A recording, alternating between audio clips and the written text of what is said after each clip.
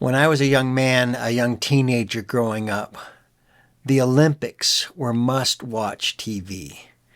It really was the best place to see the thrill of victory and to witness the agony of defeat, as NBC used to report it all the time. I never missed the Olympics. I was always inspired and instructed by these athletes and amazed at their achievements. There are lots of highlights. I think of two right off. Back when I was in high school, a young, tiny little girl by the name of Nadia Comaneci from Romania scored a perfect 10 on the balance beam. Now, the balance beam is already a scary event in my world. I keep thinking about crashing down on that beam. But she scored a perfect 10, and then she ended up having 7 perfect 10 scores in the 1976 Olympics. Stunning, stunning achievement of hard work leading to excellence. On the other end, the agony of defeat. I remember from the 1992 Olympics, there was a runner by the name of Derek Redmond who was all set to run in the 400-meter race. And he jolted out of the starting blocks and started to run, and he pulled a hamstring, and he started limping along the track, and in pure agony, just determined to finish that race. And then we all witnessed how his father came out of the stands and onto the track and grabbed his son, put his arm around him, and helped him finish limping the race, the 400 meters to finish. It was an inspiring moment to show us that there's something greater than victory in sport. It always points to the camaraderie and the love of family and people and the competition. So these are beautiful moments, and in the last 15 years or so, I think the Olympics have lost some of their thrill, mainly because of the politics of our times and the recent abuse that we even saw in the opening ceremony for the current Olympics is just a pile-on, in my view, of the kind of the anti-Christian woke agenda that permeates so many of our organizations today, all of our institutions, and certainly this is true when it comes to the Olympic Committee. But it doesn't seem to impact the athletes that much. They continue to inspire us and to instruct us on what it requires for us to make an impact in this world, whether it's in sports or whether it's for the sake of the gospel or in rescuing the innocent in the context of PassionLife ministries. These guys, I just always loved to watch athletes do what they do. You think of this amount of self-discipline that is required, the amount of self-denial that is required, the amount of self-control they must master. To me, that directly translates to our work, particularly my work. I'm always wrestling with these things. Are you willing to deny one thing in order to get something better? Are you willing to exercise self-discipline and beat your body into shape?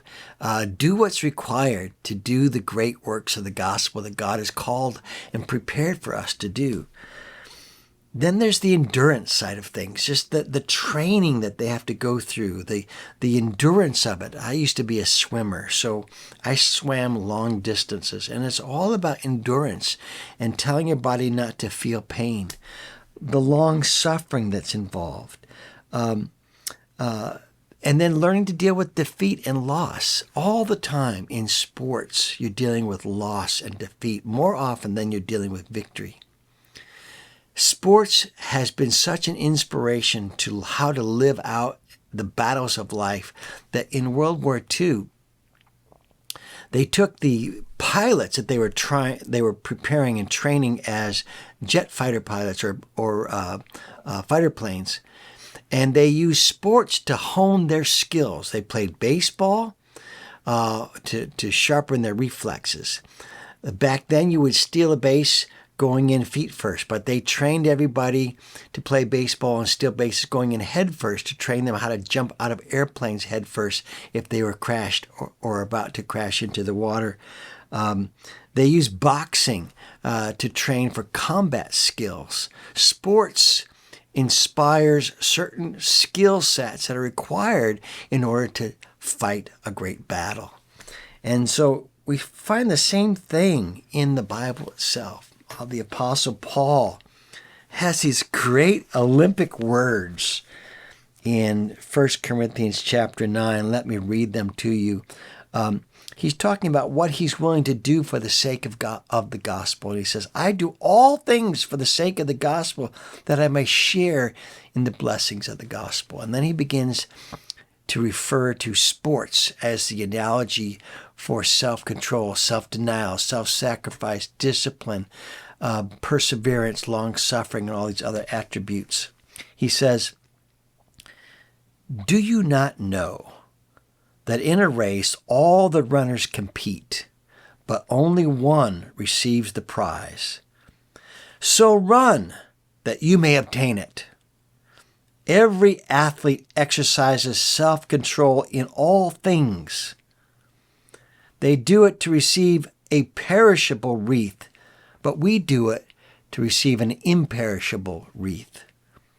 So I do not run aimlessly. I do not box as one beating the air, but I discipline my body and keep it under control, lest after preaching to others, I myself should be disqualified. What a great challenge to us.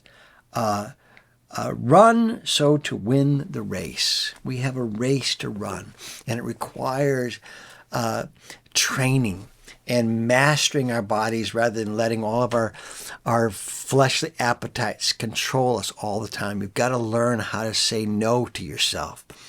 I am going to be going into my own private Olympics here once again. In a couple weeks, I will be leaving for the 31st trip to China in a couple of weeks. And it requires some mental gymnastics. You've got to prepare your mind for a long, long plane trip. You're going into situations that you're not really much in control. A lot of things happen. Things are surprising. Some things are disappointing. Some things open up that you had no expectation of. It's very exciting, but it takes a lot of preparation, and I'm preparing myself for that as well. And part of that preparation is just this reminder, John, you've got to be willing to pay the price. If you want to see the gospel conquer forces of death and darkness with the light of the gospel and the gospel of life, you've got to be willing to pay the price. John, are you willing to pay the price? And Paul is reminding us of that. Run so that you may obtain the prize. And that means I need to be disciplined when it comes to things like prayer. And I would encourage you to pay the price as well. You can pray for me, but if you master things, you'll write it down. You'll set a time. You'll do it intentionally, not just as an afterthought. This is the kind of intercession that some people have really come to achieve. And I invite you to pay that price. Some people have learned how to spend their money in a way that they can live smaller so they can give more to the advance of the kingdom. That is intentional. They're not just giving you a tip.